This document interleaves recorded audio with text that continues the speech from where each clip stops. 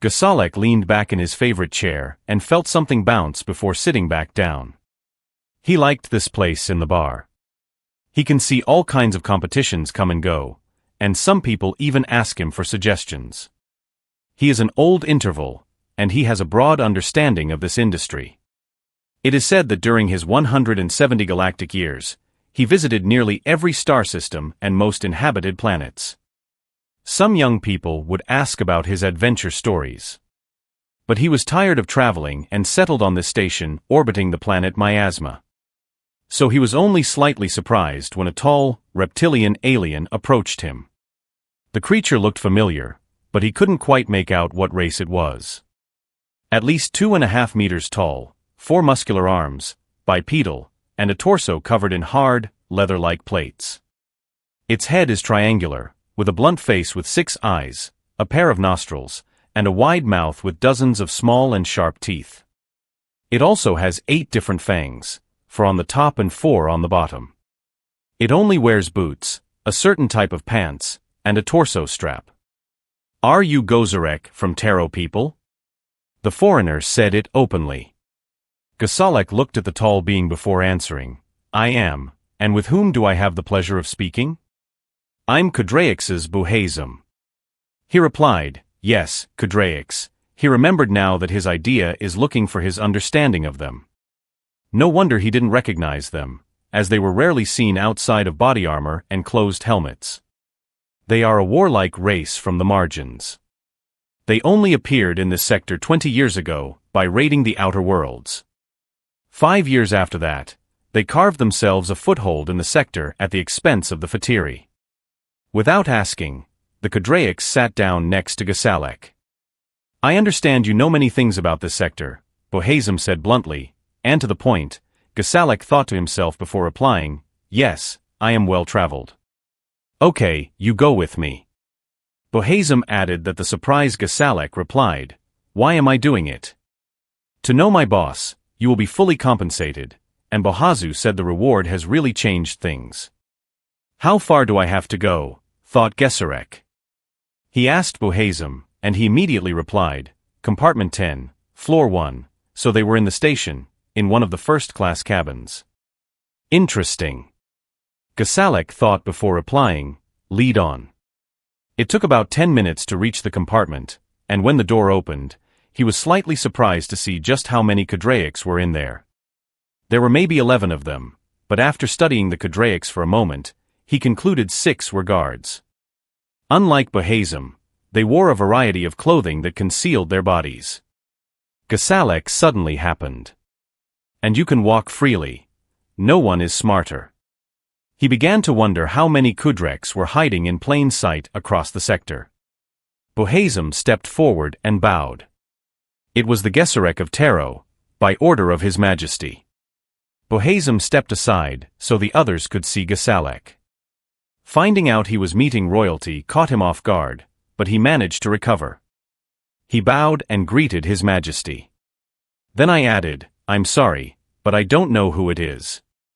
The richly dressed Kudraix stepped forward. "I am the sacred robe of Inubesa, Queen Siptu, second wife of Emperor Anunnaki IV. He made a sweeping gesture to the queen as he spoke. Gesarek turned and greeted the queen. "Your Majesty, forgive me for not knowing who you are." The queen just nodded solemnly. Gesarek honestly couldn't tell the difference between male and female Kudraix, or were they all female? He wondered when another Kudraix, Grand Straktygo Enshag Kushana, came forward. Grand Straktygo stepped forward and pressed a button on the console. The map of the department appeared, and the political border was marked on it. "We perform a new activity, and we need information about races that can be involved. What are their military capabilities? Who are their allies? And what is their most important world?" Gesarek was shocked by this question and said without thinking, "I can't help kill countless living creatures." Gesarek was so scared that he almost fell. He could almost buy his own station with that much, not a big one, but still. After wrestling with his conscience, he agreed to this proposal. The queen nodded in satisfaction. Grand Straktygo Enshag Kushana indicates an area on the map. We intend to attack these Hammonians and annex their territories to our empire. We heard rumors that they did not have a large navy and that they were afraid of war. They will talk about the exit. Gazel looked at them in horror. You mean to attack people, make sure they pronounce it right? Yes, within 2 standard months, Grand Stratego informed him. No one in their right mind would attack a human, Gesserek said when he had regained his composure. Grand Straktygo Enshag Kushana smiled and said, HFY. They literally only have a dozen systems, and we have thousands. What threat do we pose to a race that fears combat? Ask the Texans, Gesserek told himself, not wanting Kudrek to hear. But their hearing was better than he thought. Who were these Texans? How will we contact them? Summoning your ghosts. Gesserek thought to himself. No way, they are extinct in the area, and rumor has it that only a small fleet of drifters survives. Never stay in one place for too long. Are these people responsible? So they defeated a small force, maybe only a few planets, and we should be afraid of them? Grand Straktygo Enshag Kushana scoffed. Gesserek replied that in the Milky Way, over 80 years ago, the Takasian tribe once controlled most of this star region. Use your finger to indicate where it is. There are 138 systems, 600 live planets, and satellites. Hundreds of people will get rich resources, including the dead rock we're currently circulating. Gesserek concluded. For a moment, Gesserek thought he saw doubts on some of their faces, but not knowing them, he wasn't sure. The Grand Strakt Enhaz Kushana was not one of them. We are Kudrin, and we are afraid of anyone. Especially the race that fears the war, though they won decades ago, continuing with your explanation why we should not attack them. Said the Queen. All of Kudrex seemed shocked by her speech.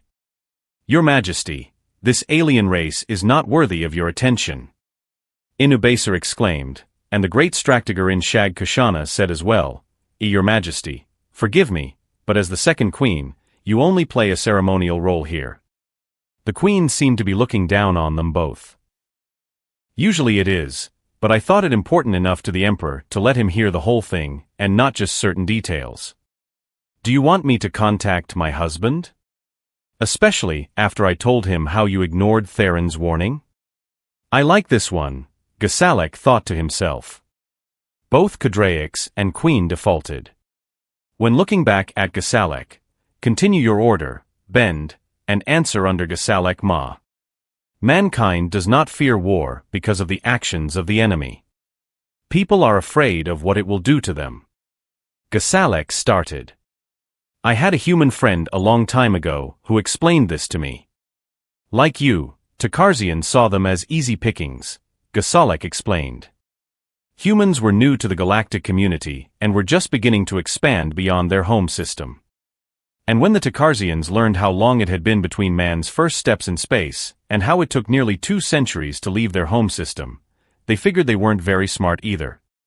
I later learned from friends that it took them so long to leave the cradle, because they were almost constantly at war with each other, Gozarek emphasized. No, Your Majesty, they were not one government from the beginning. They only created it after learning that other races exist. A damaged ship randomly dropped out of FDL in their system. The crew is dead, so the only source of information is the ship. So they examined the ship and reverse-engineered what they found, combining it with their technology. Humans have long dreamed of finding life beyond their own world, Zhgasalek added, so they were ecstatic to see other races. They explore, act, and share knowledge freely. So they were caught off guard when the Telkasian fleet entered their home system and attacked them without warning. Having been at war with each other almost all their lives, they are very good at it. But they are relatively new to deep space warfare. It took them months and costly efforts to drive off the invaders. Both sides. Gesarek fell silent. I've heard rumors that Kasian survivors were traumatized by their later human engagements. especially ground troops. In defiance, Tasian fired a bioweapon missile at Earth, the cradle of humanity. My friends tell me it's an ecological disaster for their planet. Large areas of their planet became barren. The biological agents were less effective against humans than the Takarzian hoped. The humans had a long history of dealing with virulent and deadly diseases, which helped to protect them from biological agents. It just made them sick, but only killed the weakest of them. Unfortunately, Takarzian explained that it included a large number of their younger children. Gasalek continued, as my friend said, they could forgive the original invasion. It's not something they haven't done in their own internal conflicts, and they may respond to the ecological destruction of their world with a punitive expedition against Kazayan. Something just as harmful. But the Takarzian killed their children by the millions. And that enraged them. Most races have only a few words for revenge. People have dozens, and none of them are good. A revenge, Ji a revenge, Ji a retribution, Ji a debt, Ji a revenge, Ji a vengeance, Ji eye for an eye, Ji a vengeance, etc., Gezerek explained. But Tkatzi's actions brought one of the worst types to their limits. The humans call it blood vengeance. What the Takarzians did could only be answered by their blood, and lots of it. My human friends explained that there is a darkness in the human soul that they work hard to suppress. When it escapes and takes over a person, the death and destruction it causes can destroy dozens of lives. But when the darkness escapes and runs free through all the races, it can create horrors beyond your imagination. He once showed me their history, and I thought I had seen it in my life. I made a mistake. What they did to each other was the most horrible thing I have ever seen. And that was to each other, so imagine what would happen to an alien race. And this act brought out the very worst in them. They were mad with grief. Gasalek said they would combine what they learned from the Tkasian technology they had absorbed with their own. These young warships have black wings, making them look like a nightmare for a bird. Their bulletproof coat is black, and the helmet style is terrible. Not only their nightmares, but also from Takarzian. They call this part a psychological war. Gezerek shuddered at the thought of attacking their opponents' minds, not as psychics or anything like that, but by bringing your deepest fears to life. This is why Takarzian survivors suffered severe trauma. They cannot understand the way humans wage war. They will stand up and fight when necessary, but humans prefer to use trickery, deception, and mind games. They are like spirits. They are always shocked in the place where Takarzian did not expect, destroyed some things, or killed some Takizi soldiers and disappeared before making a response. But the situation is different now. When their fleet roared from their territory, they did not sneak away but yelled like they were charging the Ghanaian beast. They hope that Takarzian knows that they are coming, and they leave devastating traces anywhere. No trace of Takarzian remains, military or civilian. No ships, no bases, no industry, and no Takarzian. Those who did not avoid were grilled in the nuclear fire, or when the human popular driver appeared in the colonies, he suffocated in the dust and died in the dust. Even abandoned facilities and colonies were removed, just as they wouldn't even remember Tai Kazaki. They didn't even disturb the world garrison, they were intact. They destroyed the entire Takarzian and left. This tactic also made it difficult for Takarzian to determine where people would attack next. And I left them running through places still smoldering from human attacks, but no humans were there. But there were times when people stayed and attacked Takarzian ships that arrived. Their wreckage circled the dead world. Humans finally left the Takarzian homeworld. And after 5 years of war, they were ready for the end and besieged the planet. Gasalek finished. What happened to Takarzian homeworld? Asked the emperor. Gazer pointed to the window and said, Look for yourself. We are in orbit above it. After the war, people renamed it. When the war is over and their children are avenged, they recover from their madness and reflect on what they have done. They have a word for it, genocide, and it's something in their past that brings a lot of hatred to the people who carried it out. Now their entire race is tainted by this crime. So they retracted and abandoned all systems except the one now. But before they quit, they renamed Takarzian homeworld Miasma and asked everyone to use it as a reminder. What would they do to anyone else who attacked them? One of the Kudraics he didn't know the name of. Gasalek thought for a moment. Well, yes, but that's not why they did it. The term miasma was from one of their earliest myths. Expression with a deep feeling of guilt, so that it will permanently color the entire race or blood. It affects everyone, even the people who live today. Together, they allowed the darkness to spread unchecked, and the results were so horrific that they found it unforgivable and only acceptable. Each year, the fall of Takazian's homeworld is commemorated not as a celebration, but as a reminder of what they accomplished. They avoid war to protect themselves. This is to protect others from them. Gasalek is over, and he can say that only the queen really got her opinion. Others seem to have no persuasion, and the Strakt Enhaz Kushnana still believed that their army had lost much. Gesarek sat in his favorite chair and enjoyed the company of others. 3 years ago this week, he tried to convince Kudreks that attacking humans was a bad idea. Killing their children is an even worse idea. Now they are losing the war, and losing it badly. Of the 138 systems they started with, less than 21 are now left. But not all of these systems end up in human hands. 57 of them split off to form their own empire and ally with humans. They are led by a very wise empress who not only listened to my advice, but took it a step further. When her stupid husband allowed the Grand Strakt Enshag Kushnana to attack people, after the Strakto Yen Kushnana tried to intimidate people by giving several civil colonies, she sent a message to them. She comes up with a solution that allows them to get their revenge while avoiding making the same mistake.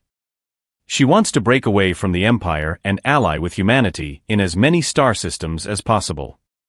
Kudrex's civilians may flee to her new empire for safety. Her troops could even help evacuate those who surrendered, including military personnel. Meanwhile, people are free to destroy her ex-husband's empire as they wish.